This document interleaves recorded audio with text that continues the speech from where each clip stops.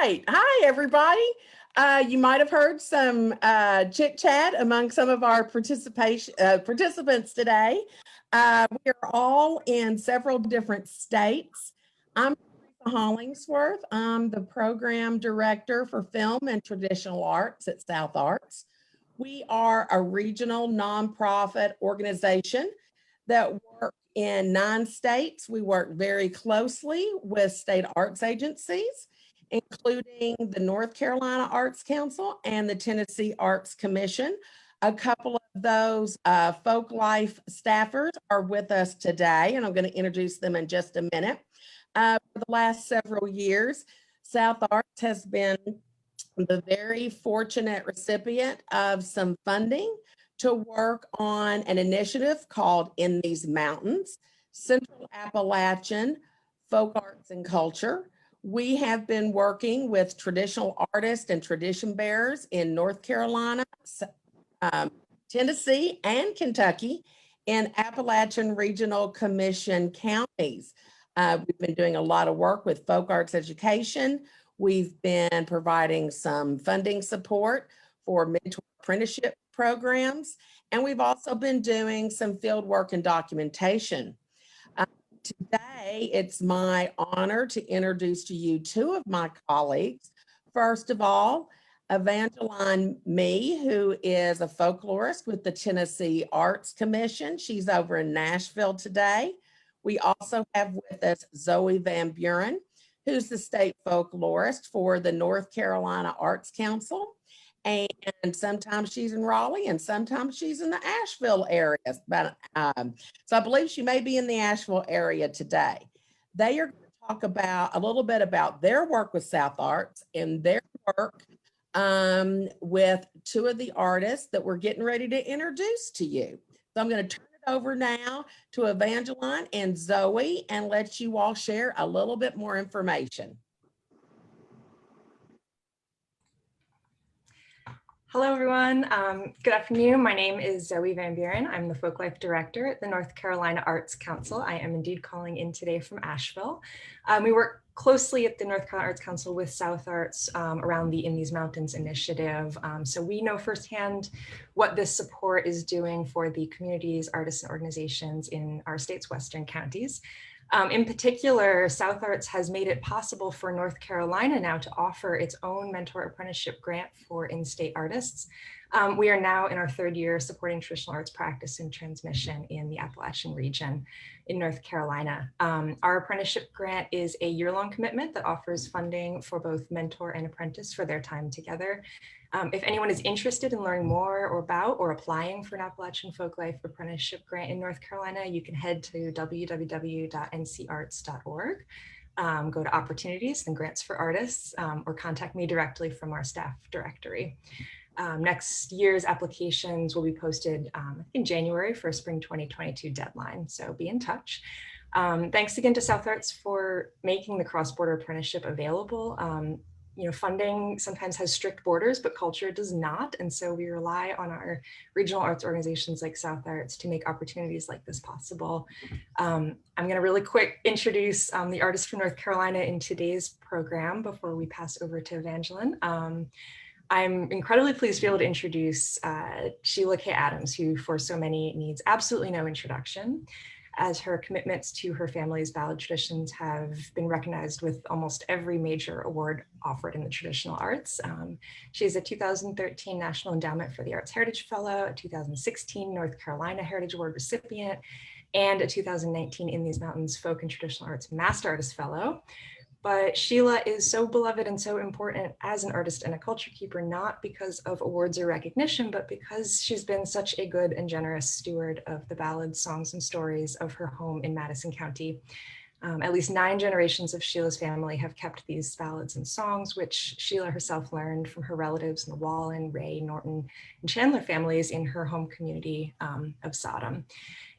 Sheila has also been a part of the North Carolina apprenticeship program. She was working with her daughter, Melanie Rice Pamland, in documenting and handing down this family practice. So I am especially excited for today's program. And with that, I will pass it over to Evangeline. Hello, everyone. I'm so excited to be with y'all today. My name is Evangeline Mee. I'm the Traditional Arts Specialist at the Tennessee Arts Commission.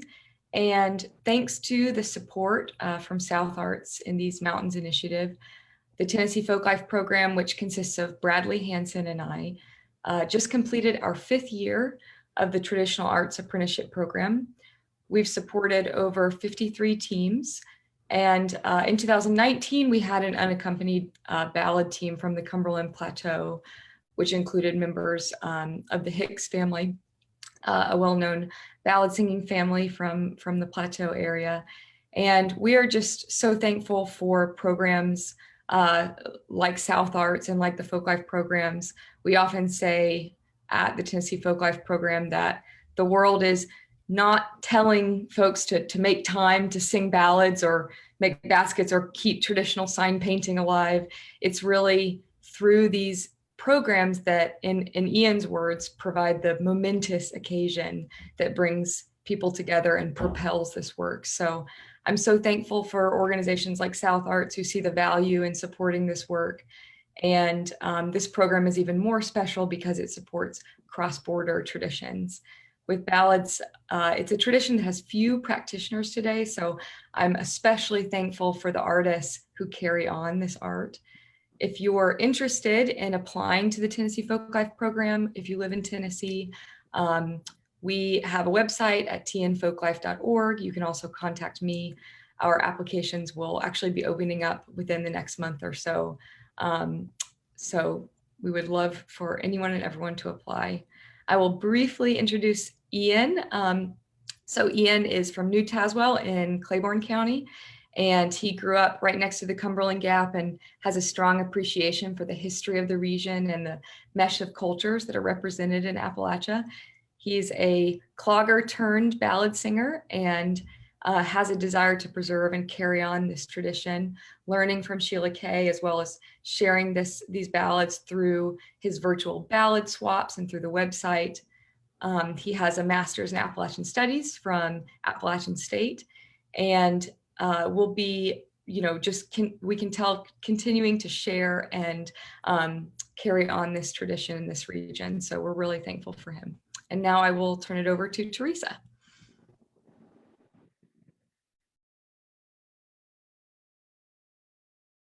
We have two Theresas. I'm Theresa Osborne. I'm an independent folklorist, working with South Arts, and I have had the pleasure of interviewing Sheila Kay and Ian, and I want to get to talking a little bit about what we talked about during our interviews to kind of showcase what they have done and what they're doing. And I am really, really thankful to have been able to do that with them. Well, I want to ask them, whoever wants to chime in first, what did you call your project and why? And and for Sheila, how did you pick Ian as to be your apprentice? Ian gave me a call because it was totally unbeknownst to me that Ian had been I was actually being stalked in a good way. Ian was going to all of the performances that I did and paying close attention, and he kept coming up and saying, I'd love to sit, and learn the old love songs in the way that you did, because he said that's what I'm interested in, and I come from a singing family. Well, I hear that everywhere I go, but I kept hearing it from Ian Kirkpatrick, because every time he saw me, he would come up, and then finally he sends me a text message, I think it was, or an email, and said, do you want to try out for this South Arts things, because I'm about ready to give up singing these old love songs if you don't. Well, right then and there, I made the commitment to apply for the grant. And if it hadn't been for South Arts, I don't know that Ian and I would have ever been because he's a busy young man. Ian's very busy. Me, not so much anymore, but this is what it's all about. This is actually what the tradition is all about. Theresa, as you well know, is to find somebody that's truly interested. And the way I met him was backstage at some festival somewhere. And finally I just said, oh, we might as well do it, Ian.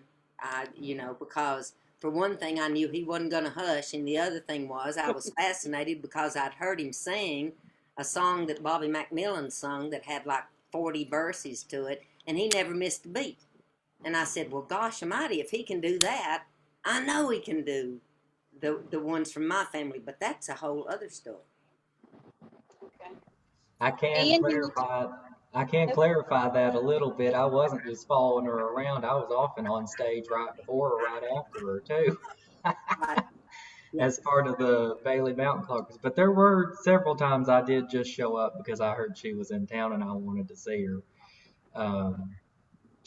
So I just wanted to make it clear I wasn't stalking Sheila Kay Adams. I don't want people feeling that.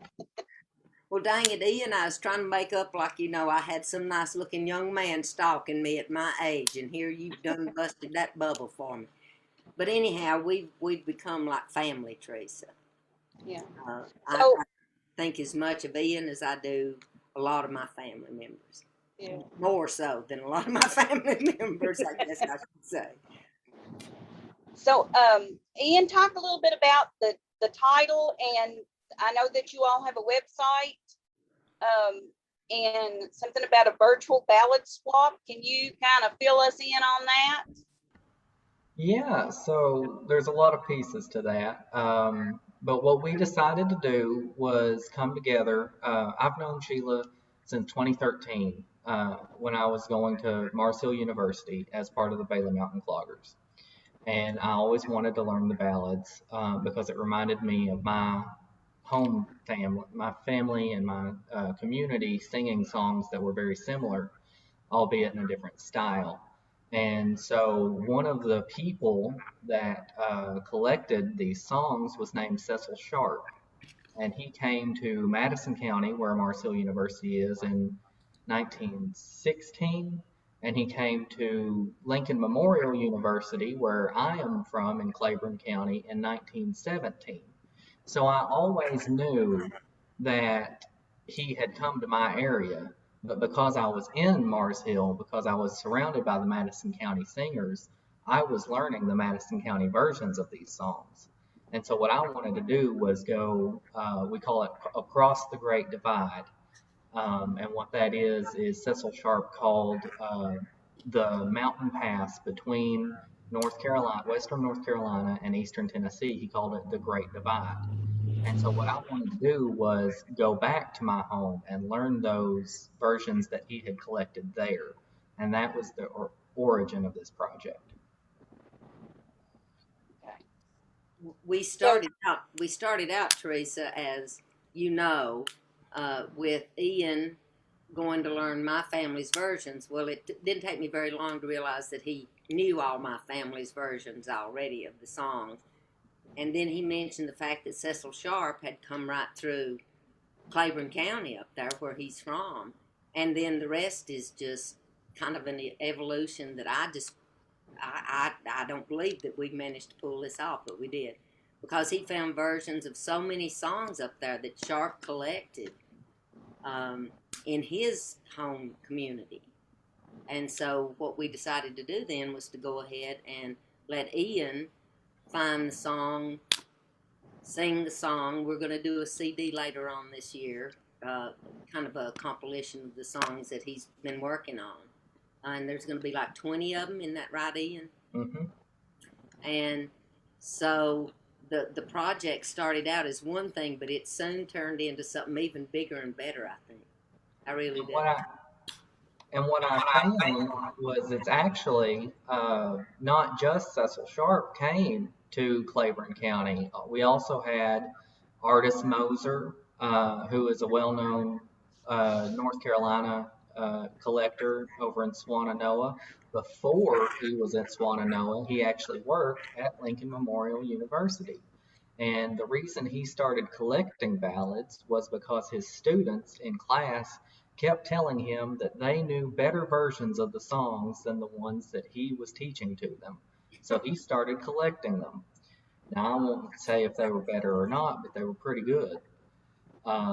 Another of his colleagues, I'm going to butcher this because I don't speak French, C.P. Cambier, I don't know how to say it, but Yeah. he was working with Artist Moser at LMU about the same time, collecting from many of the same people different songs. And later on, a man named Tillman Cadle came through the area, and he worked with Mary Elizabeth Barnacle and Alan Lomax. So we had some really big names come through Claiborne County. And a lot of that work uh, was written down, but I don't believe it was ever recorded. So that is one thing that I am looking forward to bringing light to, is audio recording these songs, these versions of these songs that many people know already, but they don't know my version. That's right. Well, do you have any of those, as we're going through here, we'd love to hear some of these ballads. If you've got any, like one, and then we'll ask another question or two, and I'll let you sing some more. So does anybody have a song to sing? I'm fairly certain Ian has several songs he could sing. But which one are you going to start out with, Ian? Tell us about it. I think I'll do one. So there's another Madison County ballad singer named Joe Penland, and every show he ever does, I have a lot of respect for him, and I just really appreciate everything he's done as well for the tradition. But every show he does, he starts out with a song called Pretty Sarah, and it is very well known in old time communities. But we had a version over home that was a little different, and it was to the same tune as a completely different song. Let me see, they're telling me to turn my volume down. And so the story is the exact opposite of Pretty Sarah, where in Pretty Sarah, he has left the girl and he misses her. In this story, she has left him. And I don't know if there's any connection between the two, but this is a song by Aunt Molly Jackson. And she said that a logger in the tree camps of the Clinch Mountain wrote this song based on a true story. And it's another one of those love done gone wrong songs. And she would say, well, the old folks don't like them people singing them because there ain't no truth to it. She said it'll cause you to lose confidence in the other sex if you sing these songs. So I'm going to do it anyway. Try not to lose your confidence in the women folk. Come, all you young fellows with hearts brave and true. Don't believe in a woman, you're lost if you do. They'll tell you they love you best of all in the world. Then they will forsake you. That's the way of all girls. I once loved a young girl. She was handsome and sweet. Her dark curly hair hung down by her feet. Her voice was like the music of the murmur of a breeze. As she whispered she loved me, as we strolled through the streets. She was the daughter of a farmer on the Clinch River side. I had always intended for to make her my bride. Then one day by Oh, a letter I received, and I found she didn't love me, that I had been deceived. So farewell to Clinch River in old Tennessee. Farewell to that young girl that proved false to me. Come all you young fellows with hearts brave and true. Don't believe in a woman, you're lost if you do. Wonderful. Wonderful. I can't, I would clap, but it would knock my phone out of my hand. So what is the difference between traditional ballads and other types of songs? What makes them so unique? Ian? Well, that's a good question. A lot of these songs, it's easy to say, well, they're older.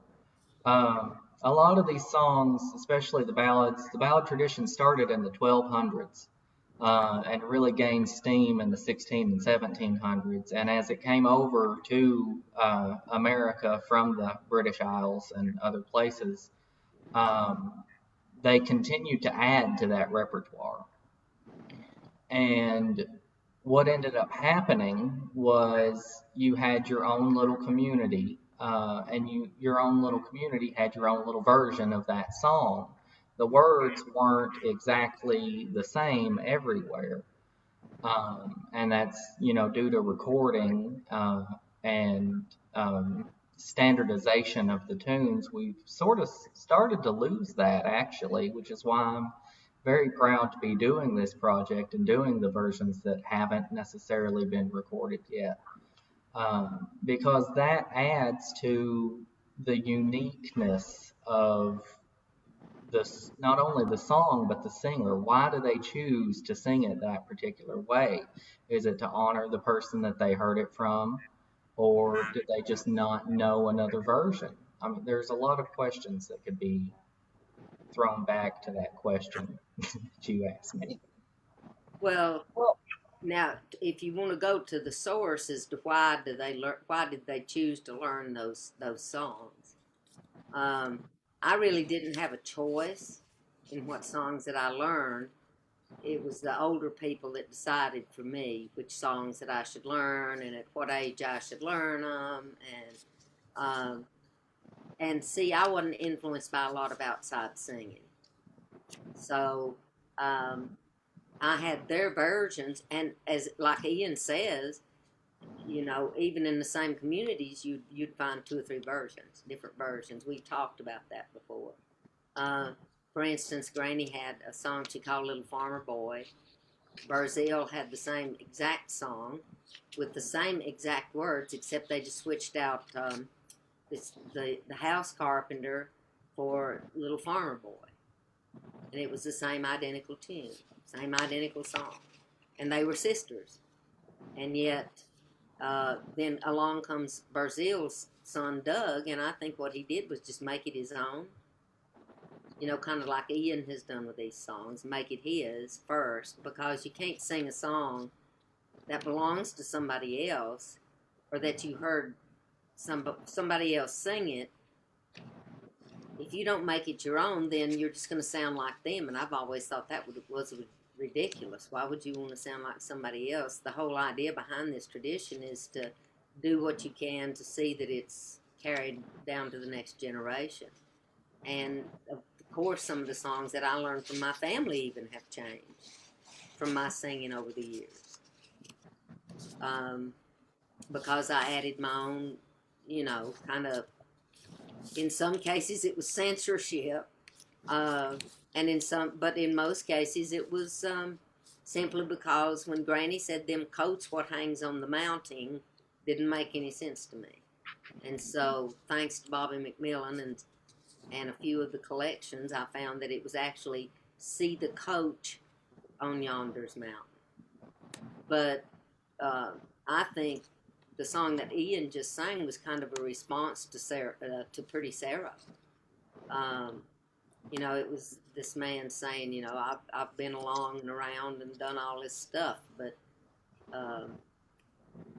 it's the same. It's like this old fiddle player said down in Mississippi one time.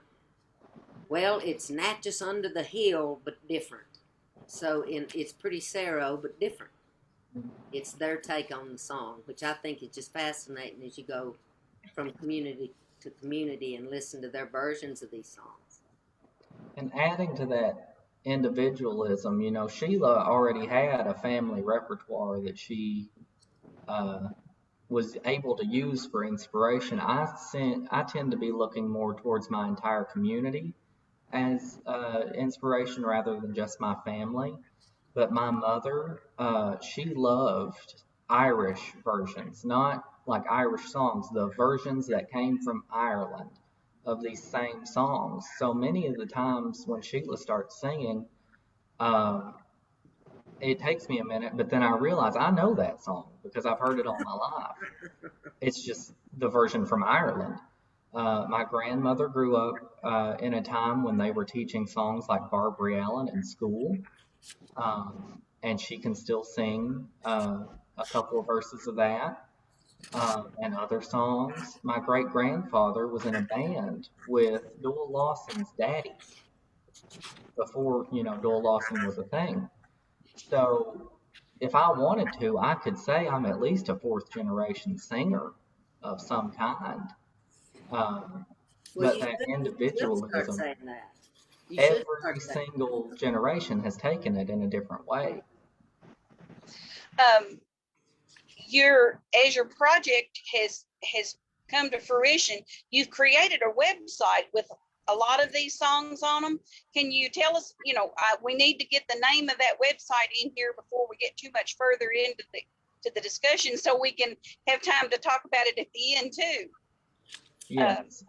So the project is called Across the Great Divide, but I believe the website name is granddivide.com. Sheila, do you want to talk about that? Yeah, that was done frantically one afternoon, and no, I'm joking. Although that was the way that it was done, but the Great Divide, we decided because, interestingly enough, Sharp was talking about how his quote was, "The most fertile ground that I discovered during this 12 weeks or however many it was, I don't even remember exactly, during this 12 weeks was the country that lay on either side of the Great Divide, which is what they call the separation between East Tennessee and Western North Carolina." So we decided that we would call it the Great Divide. Well, when I got online to try to get the name of that, of course the Great Divide was taken, and I think I did the Grand Divide, but then I think you can, if you type in the Great Divide, you can get to eventually the website, Ian. Yeah, I think it's like greatdivide.godaddyscites.com is the other way to get to it. And we had a lot of different names come out. Of course, you had the Great Divide. Ralph Rensler, who was involved with the national arts organizations, he once said that Cumberland Gap was a natural strainer and a rich musical sediment remains in that region today. So I wanted to call it musical dirt, but apparently that was a little too dry for some people. Too earthy, darling. Because you have fertile ground and musical dirt. I just thought it was funny. Well, you know, that's really great, but people would expect some body ballads, so you can't do that on live, you know. I could do some body ballads, but maybe I could do some show. body ballads. Maybe that should be another one that we do, Theresa, is is some sort of something where all we sing is the body ballads and Okay, sounds good. So, as you were instructing Ian in the ballads, what was your instructional style, and how was that how you learned? Well, it was interesting because Ian had one question, and it was how to keep them on pitch. Now, I thought that was a strange kind of question, because what I would have been asking about was how to sing this, that, or the other song. But what Ian, as I said, since he already knew the songs, Theresa, I just had to kind of go with the flow. And what we've been doing is sorting through this massive number of songs. And what we did yesterday, Ian will laugh about this, but I pulled a granny on him. I made him sing each song, the first verse, over and over and over and over. And when he'd finish up, he'd kind of give a big sigh, and then I'd say, now sing it again. Because that's what Granny would do with me. Because the tunes are not all that complicated, Theresa, but they're different. Because they stress different places. They put a hold on notes that should not have been held, where that they would have to rush through the rest of the line in order to get it done. But that was to keep the listener's attention. I know exactly why they did it. A lot of people said, well, if they couldn't read music, why were they doing all that weird stuff? And I said, to keep the listener interested, and that's exactly the right answer.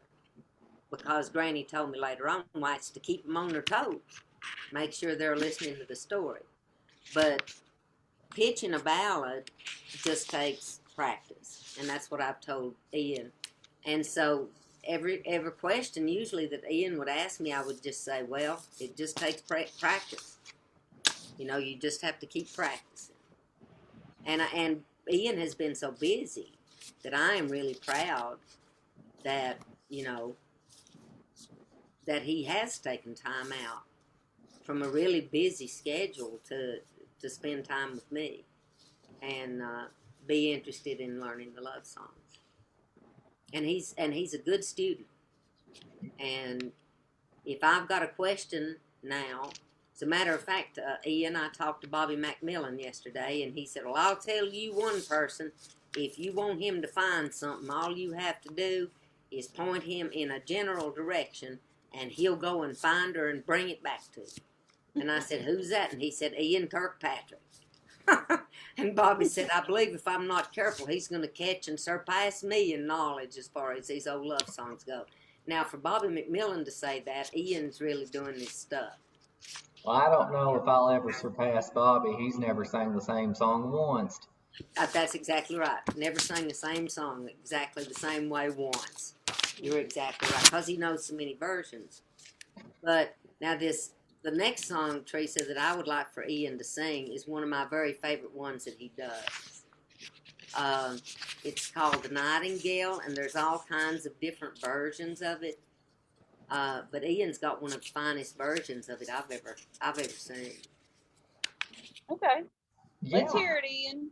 Yeah, so this is an old song about playing a fiddle, and that is a euphemism from the 1700s.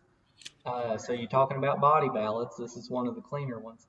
But Chester Lewis sang this in 1917 to Cecil Sharp, and it's one of the earlier ones that was earlier versions of this song that was collected in Appalachia. Later, Gene Ritchie sang it, the Country Gentlemen sang it, a couple of other people. But there's one major change. For the most part, all of the lyrics are the same except for one line. And you know what? I'll sing it, and then I'll tell you what the change is. But I'm going to sing Chester Lewis's version. One morning, no, that ain't gonna work. One morning in May, I I met a fair couple making their way. One was a lady so neat and so fair, the other a soldier and a brave volunteer. Good morning, good morning, good morning, said he.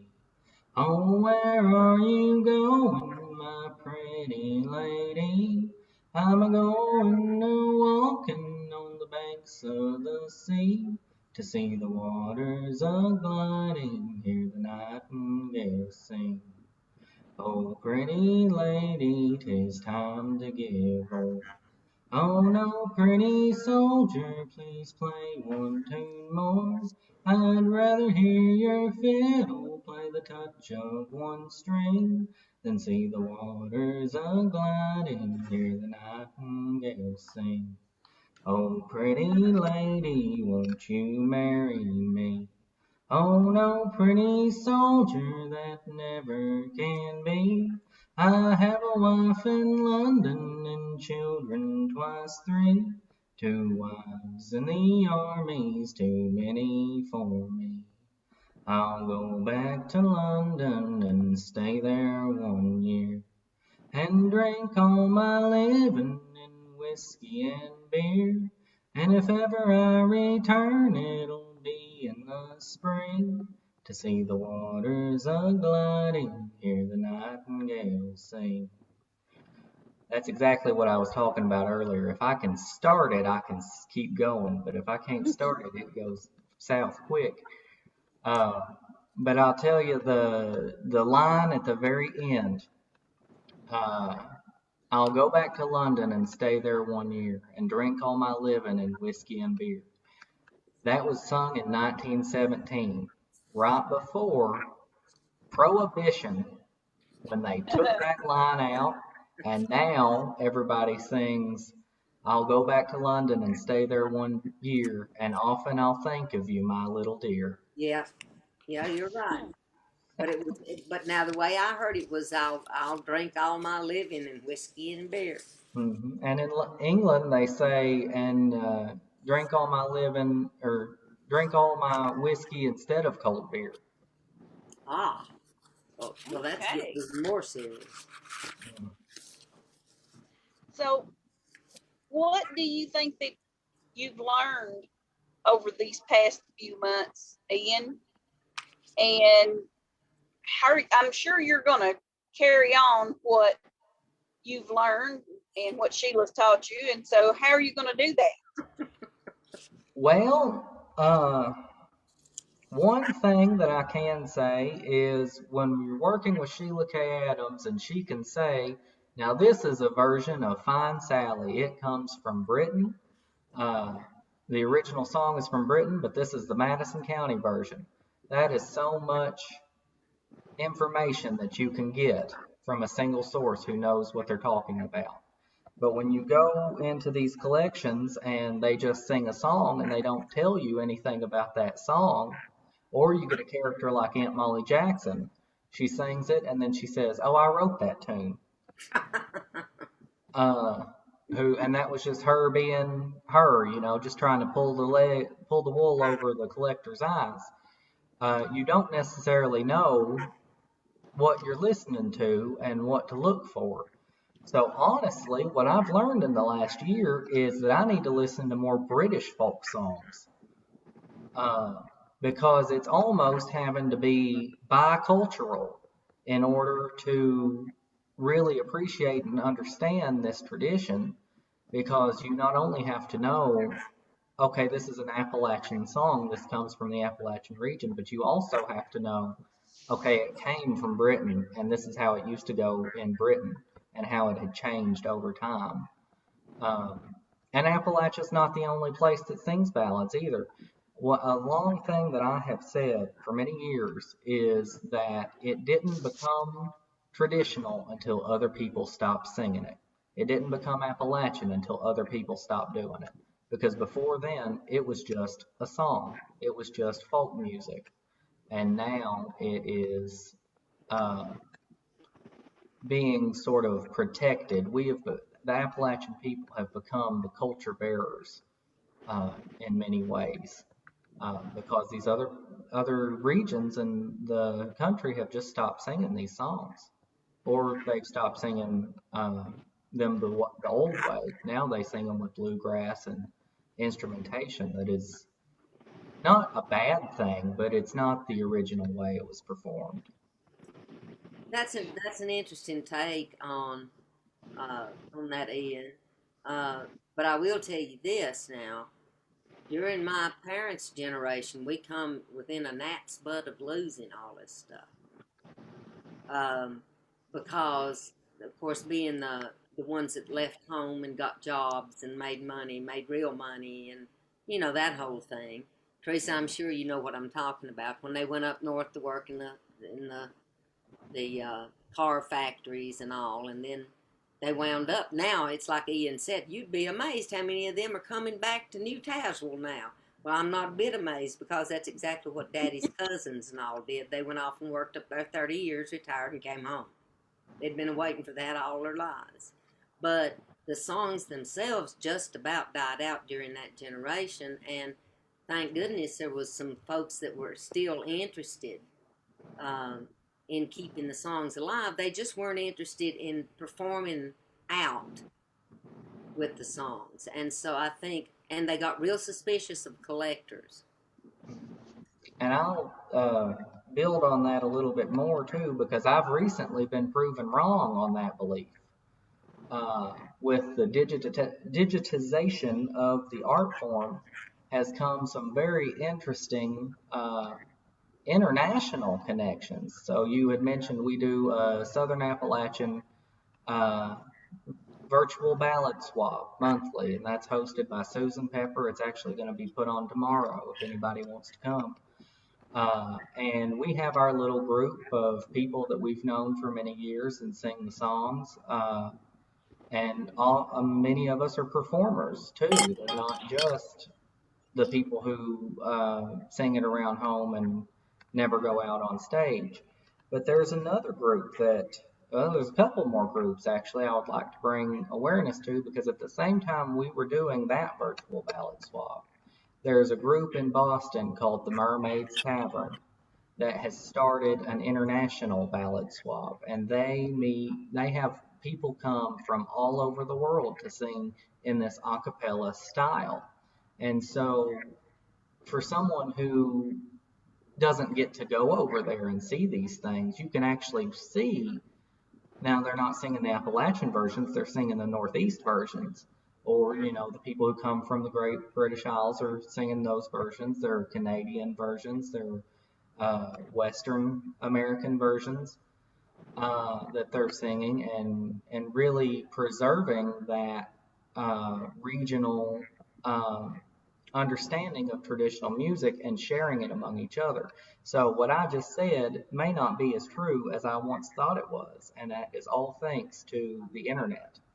And I believe that what Sheila was saying about the art form dying out, I believe that if we don't get it on the internet soon, if we don't digitize a lot of these old materials, the younger generation is not going to be able to find them, and it will die out very soon. I agree with that. I agree with that 100%, because, and Theresa, I'm an old war horse that loves an audience in front of me, and I have really struggled with this. Ian has been as patient as Job, and that's true. Because it was almost like I couldn't get the same, I didn't get the same, well, I didn't have an audience, or didn't feel like I had one, if you know what I mean. And so I had a real struggle with it, but he's exactly right, because I see the potential of the internet, and it reaching a lot more people, and people being willing to share their own traditions, you know, their own oral traditions, because we're not the only country in the world that's got it, you know. Yeah. Well, we're running real short on time, but please mention the name of the website again. And if you've got a short song, Ian or Sheila, we could end with that. But mention that website again, please. Okay, it's called The Grand Design, or The Great Divide, excuse me, But I think if you type in the Grand Divide at GoDaddy, what is it, Ian? Say it again. Is GreatDivide.GoDaddySites. None of us can talk today, can we? No, I can't. GoDaddySites.com. But Right. I believe it's GrandDivide.com. Yeah. theGrandDivide.com. And that should pull it up. But it's on GoDaddy, on GoDaddy's, whatever that is. I'm not really sure what it's called, engine or whatever. You know, that's where it lives, is with GoDaddy. And Ian has written out, I think, do you have them uploaded, the songs? I do not. So that has a almost journal style blog posts on it. When we record the CD, hopefully next month, that'll go up on that site, and that's where you'll be able to buy them. And we'd like to thank Laura Boosinger for being interested in helping us with some of the recording on that. Laura's our Madison County Director of the Arts Council, and she's so willing to help get this thing going on. So as far as the recording and all goes. Well, I think we're out of time. I'm going to turn this back over to Theresa Hollingsworth. Okay, thank y'all very much. Thank you. A quick thanks to everybody who joined us today, who listened in via YouTube or Facebook Live. We really appreciate it. Thank you so much, Theresa, Evangeline, and Zoe for sharing with us. And we wouldn't be here without Sheila Kay and Ian. Thank you so much for sharing your time, your expertise, your talent. We have all learned so much today, and we know that there's even more to learn. And thank you so much for your dedication to helping to keep these Appalachian traditions alive and vibrant. So thanks so much. We've got a request here for one more song. I think we've got a couple more minutes in. Can we twist your arm and let you close us out? Okay, let's see. How about the Easter ballad, Sheila? Is that short, do you think? I think it's short enough. I just go and sing it. Whenever they need to stop, they'll stop. Okay. When Mary, she came the Lord Jesus to see, at the dawn of the day on the first of the week, with spices and ointment, the richest perfume to embalm our dear Lord, where he lay in the tomb. And as she approached, alas, it did break, and likewise the keepers did tremble and shake. An angel had descended and rolled back the stone of the door of the tomb, and he stood thereupon. His face was like lightning, his raiment like snow. Said he to the woman, fear not, for I know you seek Jesus, who was crucified, but lo, he is risen, as he prophesied. Go tell his disciples he's rose from the dead, and don't you remember the words that he said? He rose and departed, as you will soon see. He goeth before you unto Galilee. And when the disciples had closed up the door, then Jesus appeared in the midst of the floor. The disciples, they trembled and turned deathly pale as Jesus spoke to them, and he said, all hail, for I have risen as to you, he said. Why seek ye the living in the tombs of the dead? Then Thomas, the disciple, he looked all about. He turned to our Savior, and Thomas did doubt. Then Jesus spoke to Thomas, why doubt anymore? For I have risen, as I told you before. Come near me, down Thomas, put your hand in my side. For I've truly risen as I prophesied. One day as they was a-walking, they all was amazed when they saw their Savior ascending, and they stood there and gazed. He rose and departed, and the earth to the sky. He told his apostles, farewell and goodbye. Thank What a you so lovely much. note. Yeah, and that's a first.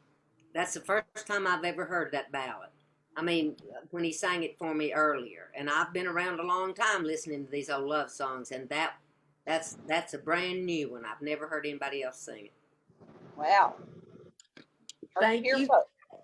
That comes from Y'all- Aunt Molly And Jackson. thanks, South Arth. I so very, very much. I mean, y'all. And Theresa, you've been a pleasure to work with. Theresa Osborne. Thank you. Yeah, and I hope you're having a good time down yonder, wherever you are. I am. Good. Ian, I'll see you in a day or two. We'll see you soon. Thanks to Thank you, Theresa. everyone. Visit us at southarts.org to learn more about our programs and opportunities. And thank you again, everybody, for joining us today. Have a great afternoon. Thank you. Bye-bye. Bye-bye.